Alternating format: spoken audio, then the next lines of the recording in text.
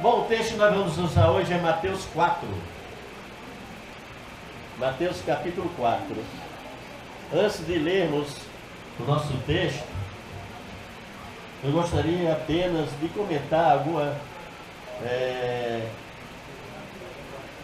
Lá no residencial, nesse mês que eu me congrego no residencial, para quem não conhece, né?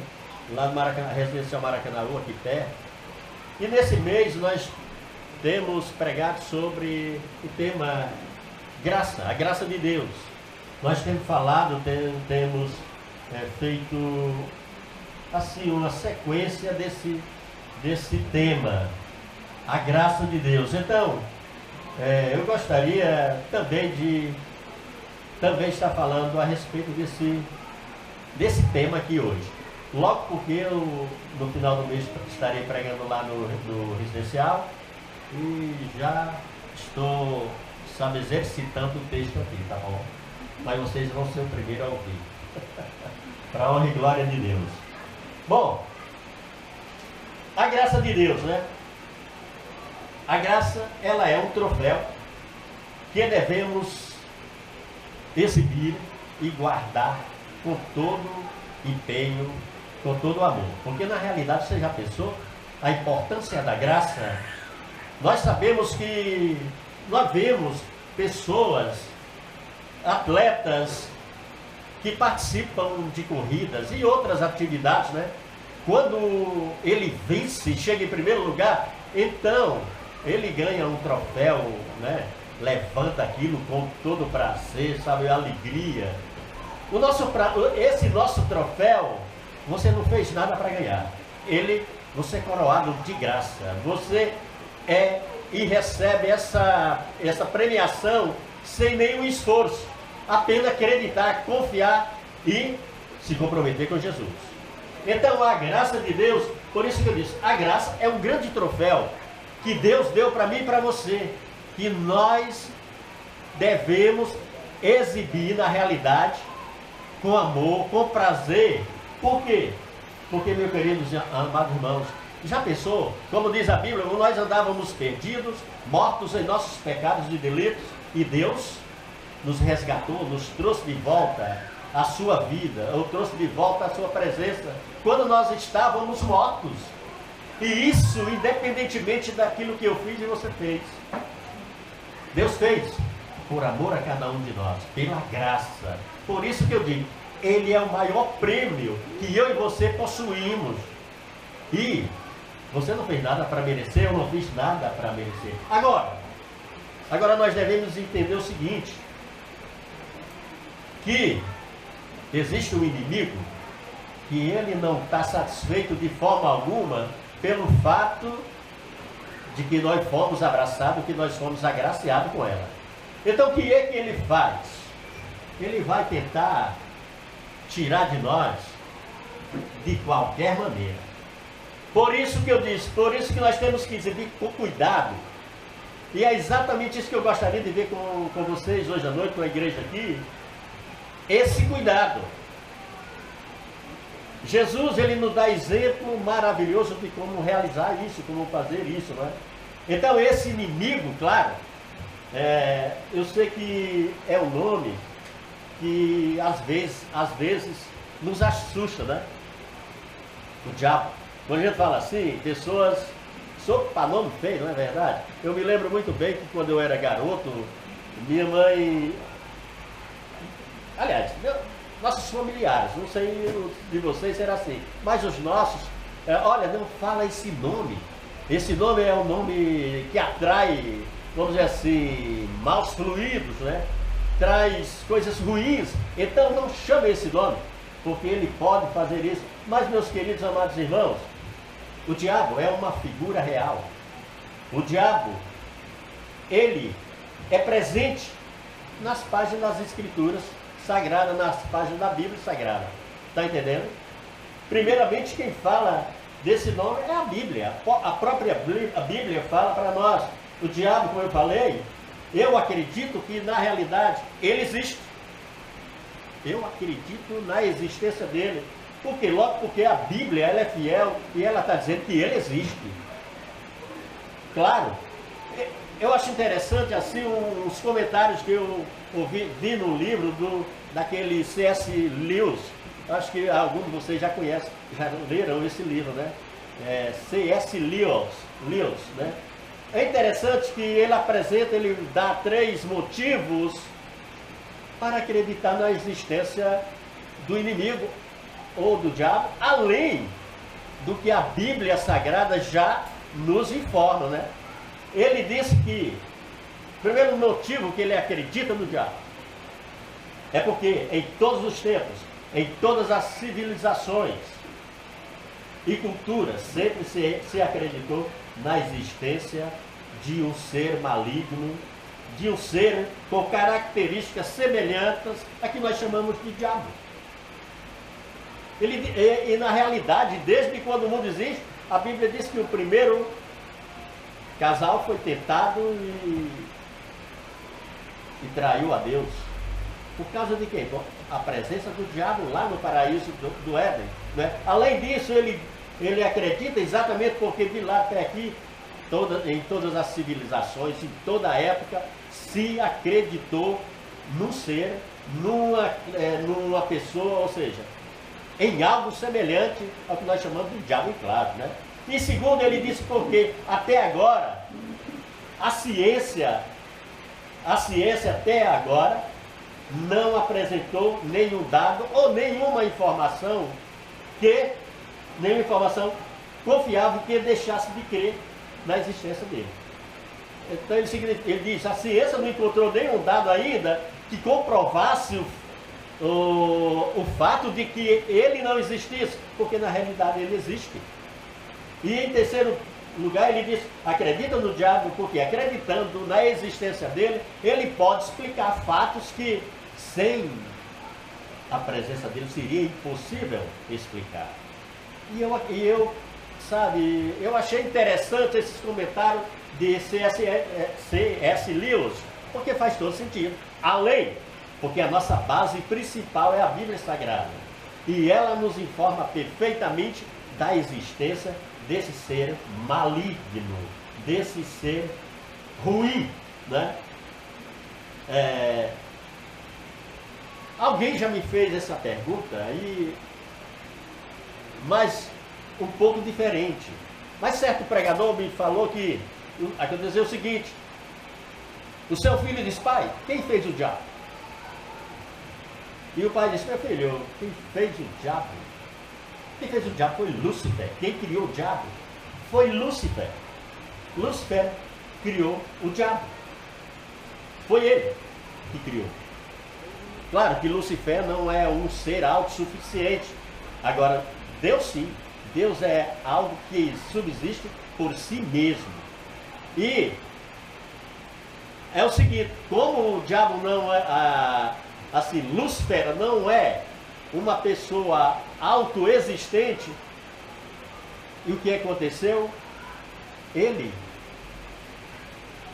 Aliás, como o menino perguntou, pai, quem criou o diabo? Ele disse, Lúcifer. Como eu falando. Então, Lúcifer, nós sabemos que ele não é uma figura, um ser autoexistente, como Deus. Porque Deus, ele é, e ele criou todas as coisas. E na realidade também ele criou o capeta, o diabo. Essa pessoa que atormenta, essa pessoa que persegue os filhos de Deus, essa pessoa que tanto busca uma maneira, sabe, de mudar a direção das pessoas que confiam em Deus, no Todo-Poderoso. Então, Deus criou Lúcifer, e Lúcifer criou o diabo. Essa pessoa, essa figura maligna. Então, o diabo foi o primeiro ser a personificar a coisa ruim, não é? As coisas ruins, foi o diabo mesmo. Agora eu gostaria que a gente pudesse ler o capítulo 4, a partir do versículo 1. Mateus capítulo 4, versículo 1. Diz assim: a seguir foi Jesus levado pelo Espírito ao deserto para ser tentado pelo diabo. E depois de jejuar 40 dias e 40 noites, teve fome. Então o tentador, aproximando-se, lhe disse: se és filho de Deus, manda que essas pedras transformem em pães. Jesus, porém, respondeu: está escrito, não só de pão viverá o homem, mas de toda a palavra que procede da boca de Deus. Então o diabo levou a cidade santa, colocou sobre o pináculo do templo e lhe disse: se és filho de Deus, atira-te abaixo, porque está escrito: aos seus anjos ordenará a teu respeito que te guardem, e eles te sustentarão nas suas mãos, para não tropeçares em alguma pedra. Respondeu-lhe Jesus: também está escrito: não tentará o Senhor teu Deus. Levou ainda o diabo ao monte muito alto, mostrou-lhe todos os reinos do mundo e a glória deles, e lhe disse: tudo isso te darei, se prostrado me adorares. Então Jesus lhe ordenou: retira-te, Satanás, porque está escrito: ao Senhor teu Deus adorarás, e só a ele darás culto. Com isto o deixou o diabo, e eis que vieram os anjos e o serviram. Palavra de Deus. Amados irmãos, aqui, logo no início do texto que nós lemos, tem uma palavra que é muito importante você prestar atenção. Ele diz: a seguir. Por que a seguir? A seguir porque tinha um assunto que estava sendo tratado antes. E que evento era esse que tinha acontecido antes do comentário do texto que nós lemos. Você vai ver que tinha acontecido o batismo de Jesus. João realizou o batismo de Jesus nas águas, né? Então, para a gente entender muito melhor a leitura desse texto e a introdução que eu fiz, é preciso que você também compreenda o contexto para se atualizar bem dentro do assunto. Veja bem, o que estava acontecendo? Aconteceu o batismo de Jesus. Jesus chegou e por João foi batizado no Rio Jordão. O que aconteceu? Houve um acontecimento extraordinário, sobrenatural, naquele momento. Primeiro, João viu os céus rasgarem. Segundo, o Espírito descendo sobre a forma de um pombo. E terceiro, uma voz que diz: esse é o meu filho amado em quem me comprazo. Este é o meu filho amado em quem me comprazo. Preste atenção nisso, essa frase: esse é o meu filho amado em quem me comprazo. Então Jesus não foi simplesmente para o deserto para ser tentado pelo diabo, simplesmente por ir ser tentado. Não, aconteceu algo antes, que ele foi submetido a essa prova para realmente ser contrariado, porque a intenção de Satanás era exatamente contrariar Jesus e não fazer com que ele completasse ou ele realizasse o plano sagrado de Deus. Qual era o plano de Satanás? Exatamente negar, fazer Jesus negar. Está entendendo aqui? Por quê? Porque Jesus, qual foi a voz, o terceiro acontecimento sobrenatural? Deus dizendo: este é o meu filho amado. Bom, o que é que Satanás inicialmente diz aqui? Na primeira tentação dele. É interessante que João Ferreira de Almeida, ele diz, veja aí no versículo número 3. Então o tentador, aproximando-se, lhe disse: se és filho de Deus, manda que essas pedras se transformem em pão. Se és filho. No grego, meu irmão, esse nome pode ser lido de outra maneira. Como? Já que tu és filho de Deus. Aqui João Ferreira de Almeida falou: se tu és o filho de Deus. Mas no grego você pode ler também dessa maneira, não é? Porque o grego foi a língua original que as escrituras sagradas, o Novo Testamento foi escrito, foi no grego. Está entendendo? Por isso que é muito importante, se alguém puder conhecer o grego, porque você vai conhecer a palavra de Deus de maneira original, na língua original, e também sem nenhuma, vamos dizer, sem nenhuma tradução um pouco diferente. Não que esteja errado, tá entendendo? Não, de forma alguma. Mas, se você ler, já que tu és o Filho de Deus, então você vê, sabe, Satanás enfatizando algo com ironia, meu querido. Com ironia. Já que tu és o Filho de Deus, por quê? Porque no batismo Deus disse, esse é o meu Filho amado. Ele disse, bom, agora, então, já que você é o Filho de Deus, então manda que essas pedras se transformem em pão e assassinem a sua fome. Que na realidade, a intenção de Satanás não era exatamente fazer com que Jesus produzisse pão ali, matasse, assassinasse a sua fome, não de forma alguma. O que está aqui entre linhas, como diz a história, é outro assunto. A intenção de Satanás era outra coisa. Está entendendo? Já que tu és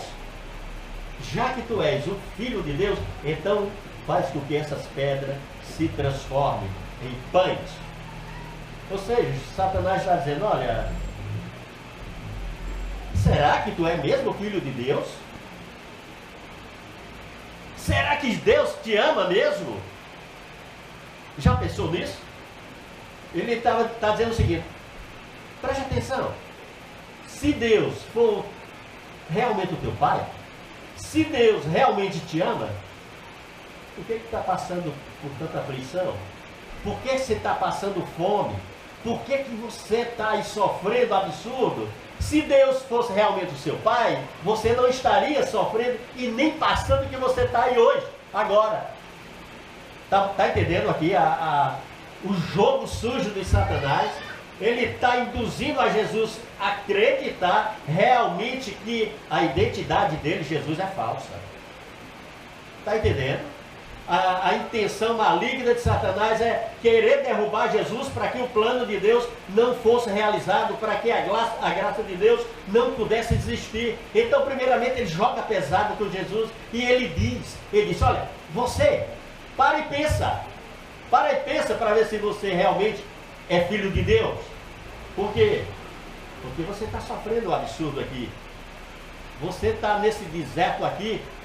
No deserto, como é que é lá? Eu acho que já foi comentado aqui, não é? Que durante o dia a quentura sobe a 50 graus. Mas durante a noite, ela baixa para 0.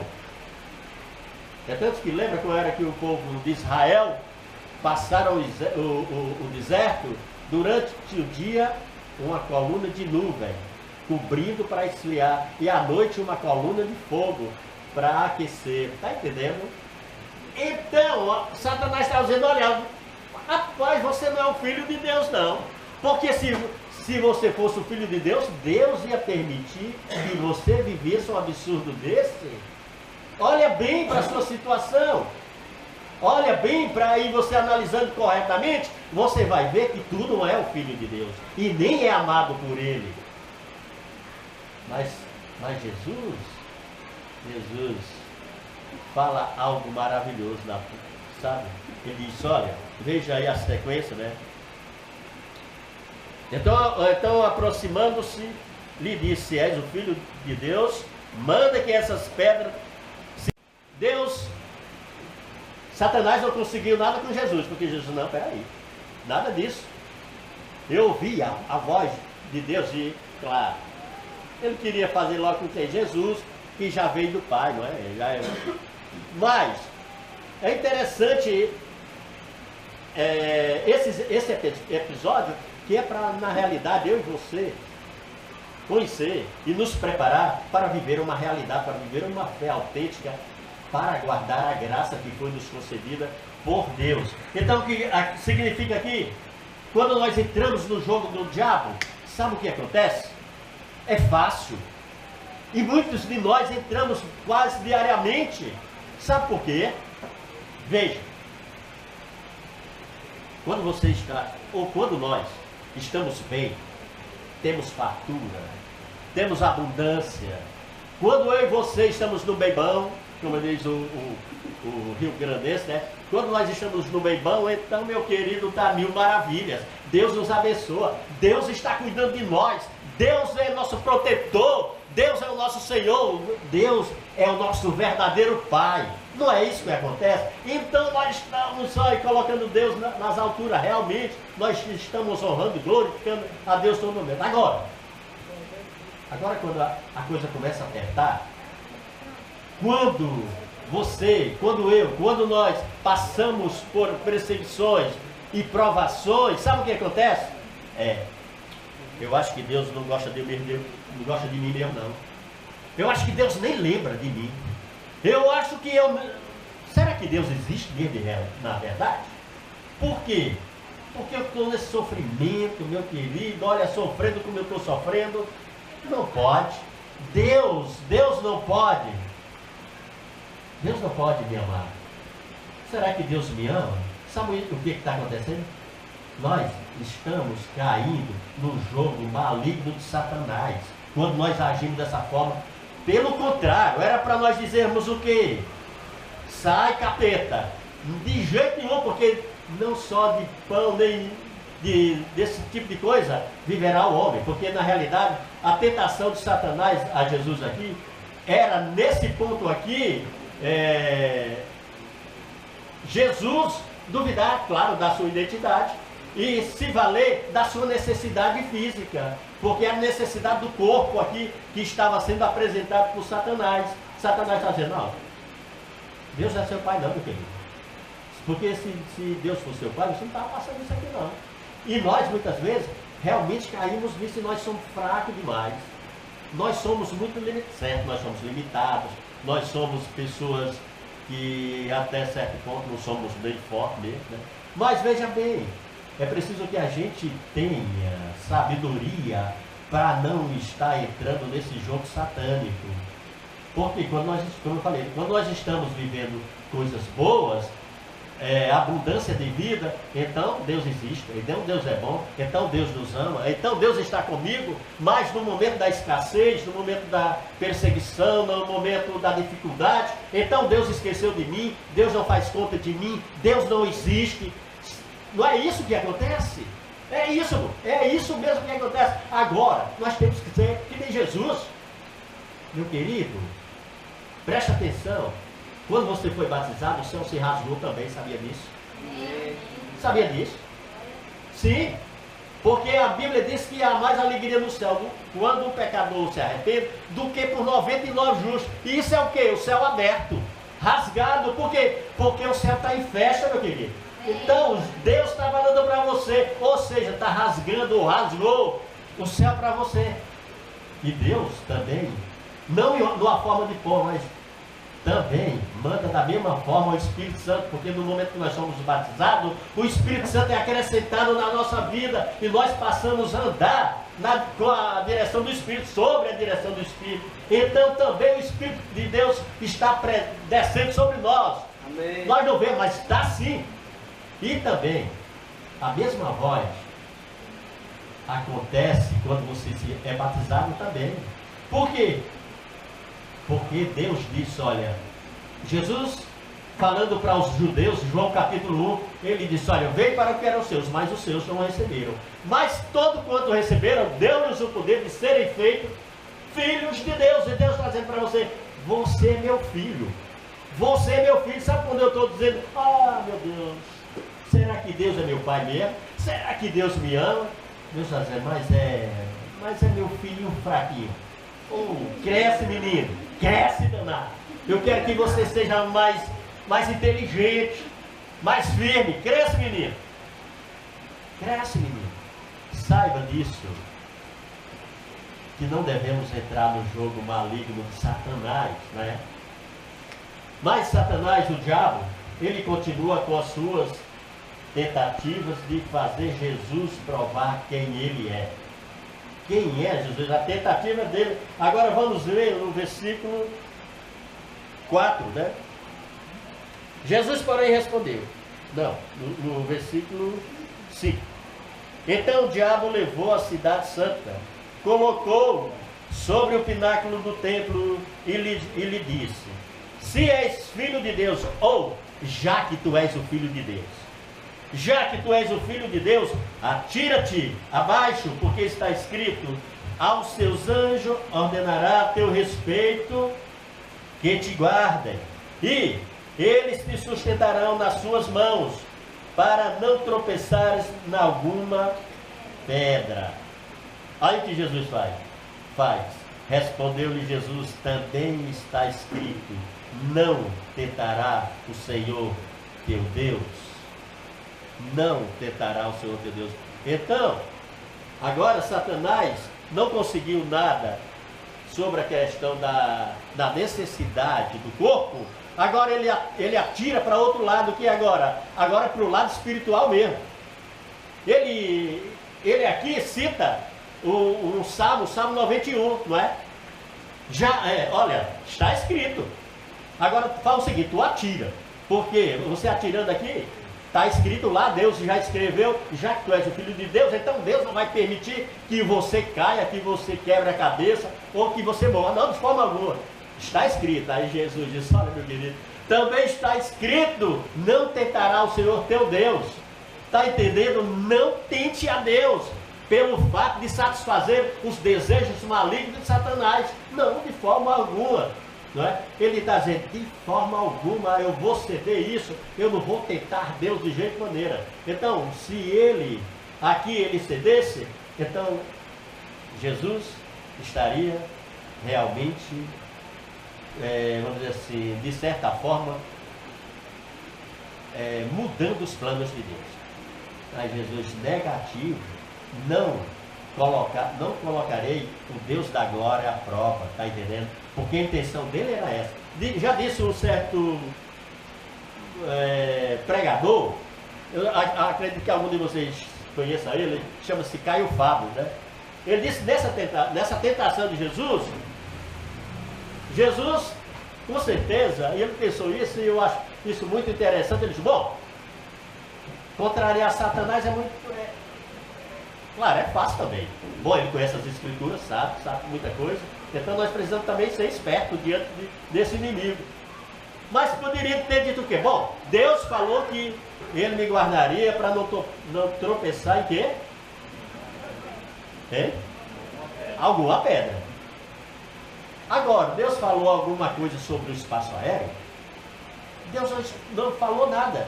Atirar daqui para baixo, Deus não disse que: olha, eu te ajudo, eu te pego, te coloco asa e você baixa sem nenhum problema. Não, de forma alguma. Deus não falou nada sobre a questão do espaço aéreo. Não.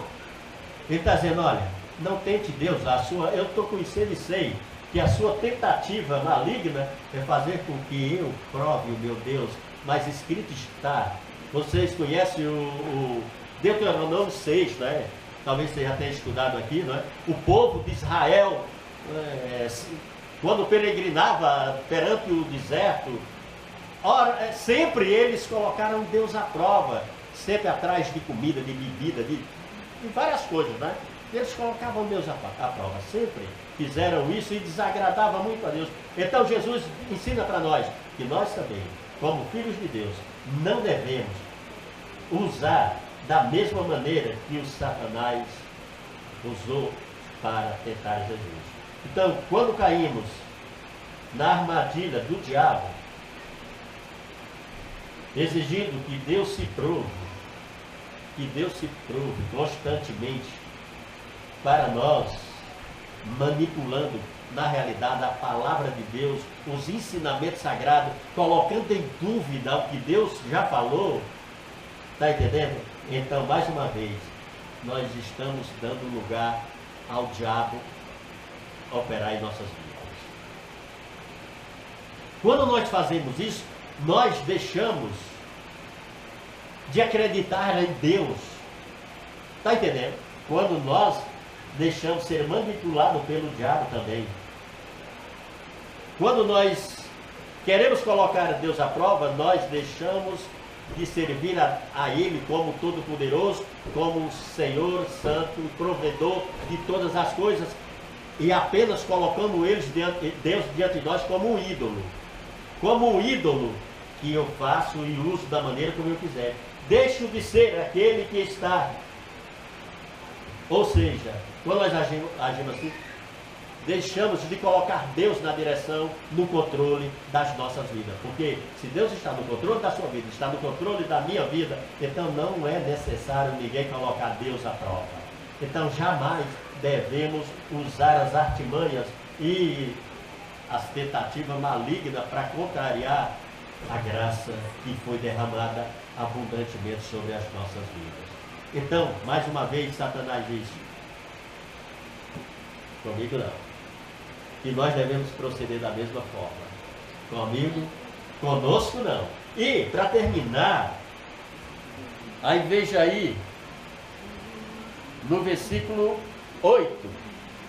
Aí levou ainda o diabo ao monte muito alto, mostrou-lhe todos os reinos do mundo e a glória deles, e lhes disse: tudo isto te darei, se prostrado me adorares. Então Jesus lhe ordenou: retira-te, Satanás, porque está escrito: ao Senhor teu Deus adorarás, e a Ele, só a Ele, darás culto. Amém? Então, só a Ele darás culto. Satanás não conseguiu, nem na área, vamos dizer, nas necessidades físicas, muito pelo contrário também, sobre tentar a Deus. Agora ele parte para um ataque definitivo. Ele apela agora para os desejos carnais, para os desejos. Quando ele leva Jesus diante dos, vamos dizer assim, da glória, das coisas do mundo, então ele coloca Jesus diante da vitrine e diz: olha, veja todas essas belezas que existem, é minha, e eu dou se você prostrado me adorar. E Deus está muito enganado, meu camarada. Você não vai ver eu te adorar nunca. Ele diz: arreda-te, Satanás, porque escrito está: somente a Deus darás culto, só a Ele servirá. Então, darás culto, prostrar, render-se, não é, aos pés do grandioso e gracioso Deus que nos concedeu a beleza da graça, esse troféu que está sobre as nossas cabeças, que não nos custou um centavo, apenas acreditar, fé e confiar nele. Então, meu querido amado irmão, quando nós deixamos de nos prostrar diante de Deus e olhar para os mundos, porque veja, esse campo, meu querido, esse campo é completamente complicado, está entendendo? O mundo do desejo, olha como tem pessoas, eu estou falando da igreja, não estou falando do mundo, porque o mundo jaze nele. Agora eu estou falando da igreja. A questão do desejo, meu amado irmão, esse é um negócio complicado. Entrar nessa dimensão é complicado para nós. O desejo é uma viagem muito perigosa. Você não deve, eu não devo, nós não devemos entrar nela. E confiar em Deus, nos dobrar diante dele, acreditar, confiar, como eu falei, e rendermos graças ao nome dele. E dizer: Senhor, Tu és o único Deus da nossa vida. Senhor, só a Ti eu darei louvor. Senhor, só a Ti eu amarei. Só a Ti, Senhor, eu me rendo. E só a Ti eu escutarei. Porque na realidade, quando Jesus está dizendo culto, darás culto, no versículo, somente a Deus. Vamos ver aqui, mais uma vez. Ele diz: então Jesus lhe ordenou: retira-se, Satanás, porque está escrito: ao Senhor teu Deus adorarás, e só a Ele darás culto. Ou seja, adorarás. Eu falei um tanto quanto assim, meio errado. Adorar, tá entendendo? Foi o que eu falei: você se prostrar, você se render, você realmente confiar, você amá-lo e ser o filho dele. Agora, o culto é serviço. Culto é você render serviço a Ele, também se prostrar, é vir, é participar, é não deixar de vir aos cultos, o qual aqui é realizado para a honra e glória do nome dele, e para o bem, e para o nosso próprio bem, relacionamento entre o povo de Deus. Então, nessa tentativa de Satanás de mudar os planos de Deus, de fazer Jesus, não é? De fazer Jesus parar com o plano de Deus de salvar o mundo, ele tentou nesse dia, e Deus nos ensinou, Jesus nos ensina como devemos proceder para não entrar no jogo maligno, satânico, né? Primeiramente, preste atenção, nem só de pão viverá o homem, mas de toda a palavra. Então, a necessidade física, todos nós temos, mas, meu querido, ela não está acima do espiritual, de forma alguma. Então, Satanás não deve nos vencer por meio das necessidades do corpo, de forma alguma. Satanás não pode nos fazer negar a Deus, não é?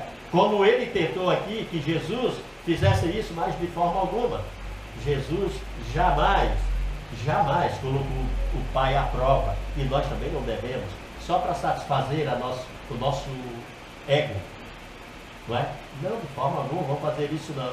De forma alguma. E por último, os desejos, ter cuidado, porque essa questão de desejo, como eu falei, é um caminho amplo, sabe, é algo muito perigoso. Por quê? Porque infelizmente essa matéria ela é fraca, e se a gente não tiver o cuidado, você pode tomar uma direção errada, você pode entrar no jogo maligno e sujo de Satanás, tá bom? Então precisamos ser sábios, precisamos ser atentos para não entrar nessa cilada do diabo, porque ele é sutil, ele age, ele vai entrando de mansinho que nem água. Ou o pessoal tem um ditado que diz que nem faca em batata, porque batata é uma coisa bem flexível, mole, né? Mole, né? Se você vai cortar uma batata, é simples. Então, quando uma coisa é muito fácil, então chamamos faca em batata, né? E, olha, o pecado, Satanás, ele é astuto. Ele espera exatamente o momento. Veja com Jesus o que aconteceu. Ele esperou 40 dias e 40 noites, até que ele tivesse necessidade, porque ele disse, agora é o momento do ataque. O momento do ataque, porque ele está vulnerável. E nesse momento eu vou conseguir aquilo que eu quero. Mas não conseguiu, porque Jesus foi forte. E com certeza nós também jamais vamos dar lugar ao Satanás ter lugar na nossa vida. Amém? Amém. Que o Senhor nosso Deus nos abençoe, que Ele nos dê cada dia mais capacidade para suportar e para resistir. Como disse Tiago, resista o diabo e ele fugirá de nós. Que o Senhor nos abençoe.